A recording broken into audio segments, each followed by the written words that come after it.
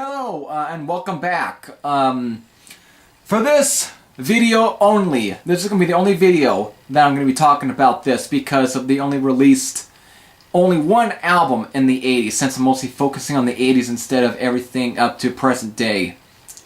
For this next band is definitely a recognizable one, Trauma. Of course, this band is very much has historic, background.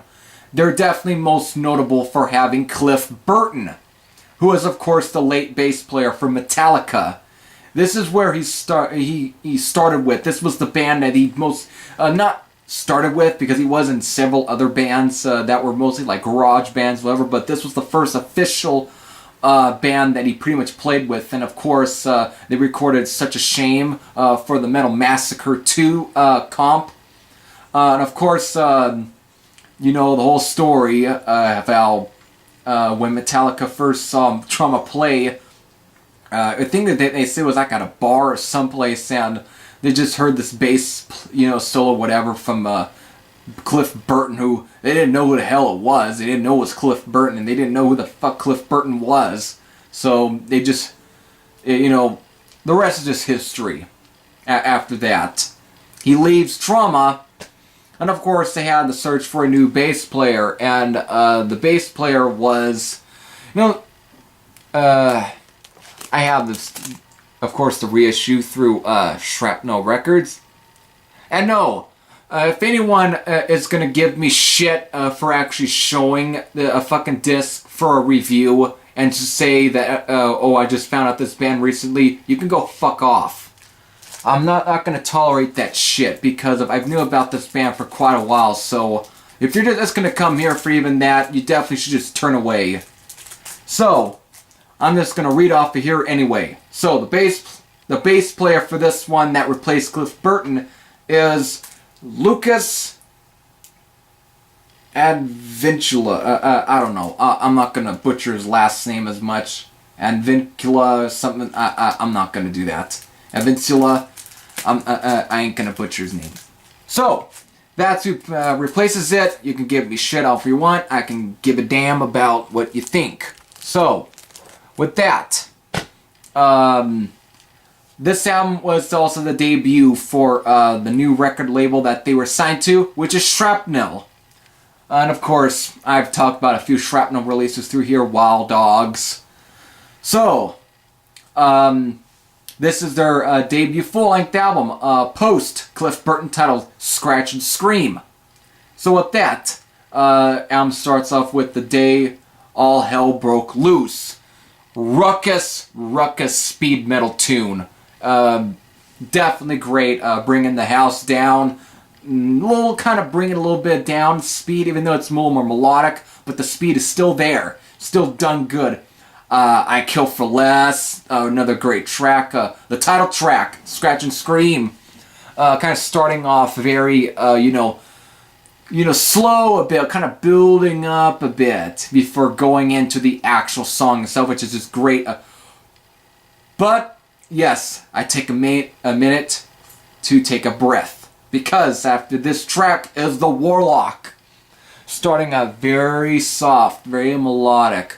But yet, there's kind of an eeriness to it, because, of course, vocalist Danny Hillier, hope I pronounced his last name right, provides, of course, a backmasked vocal track.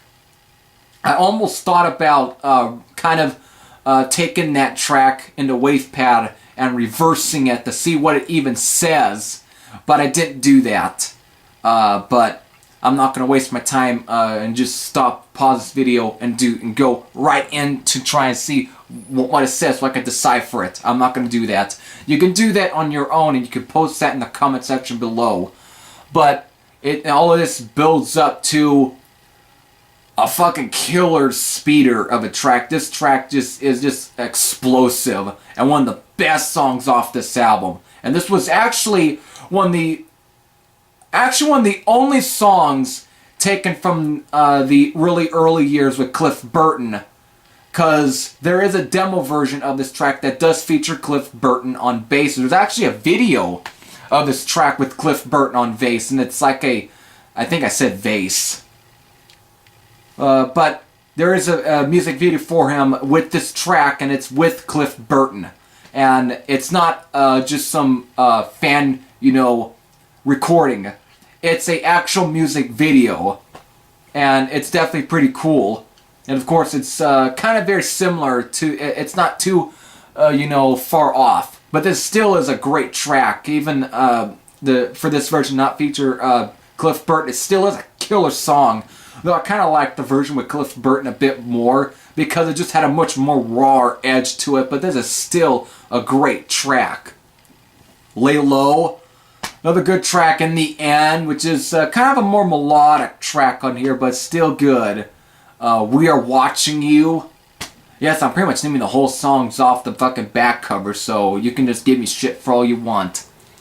Still a good track, but let's get to The Flight of the Raven.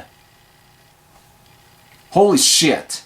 This is just a good way to end it if you ask me. Very much kind of starts off very soft, melodic. But there's always, there's just times where it will then build up to a really good new wave of British heavy metal inspired song. Then it'll go back and forth. This is how you do it. To me, I think fucking Fates Warning could have took some cues from this because it's not even a long track on here.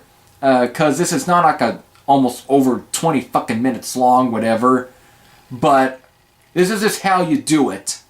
Without just going fucking noodling.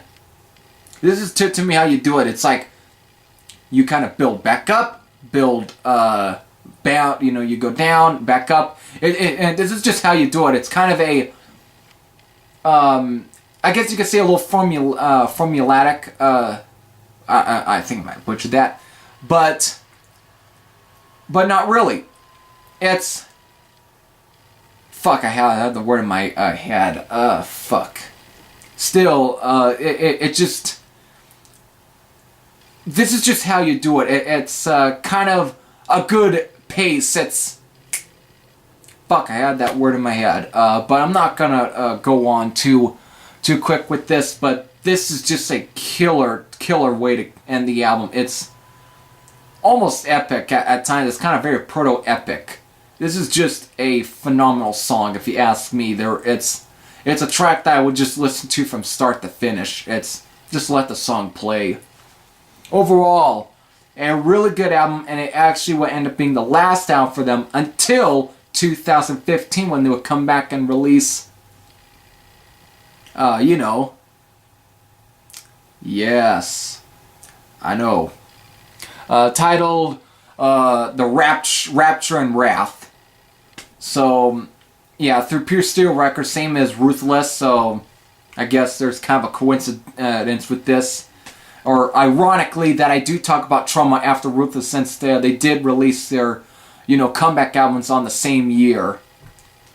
So, with that, definitely a good album, and I haven't even heard the Rapture and Wrath album, so I don't know how different that is from this, or if it's any good. So, with that, if you have heard Scratch and Scream, what are your thoughts? If you have any thoughts, you could post your comments down below. This is Happy Thrasher saying I am out. And I'll see you later.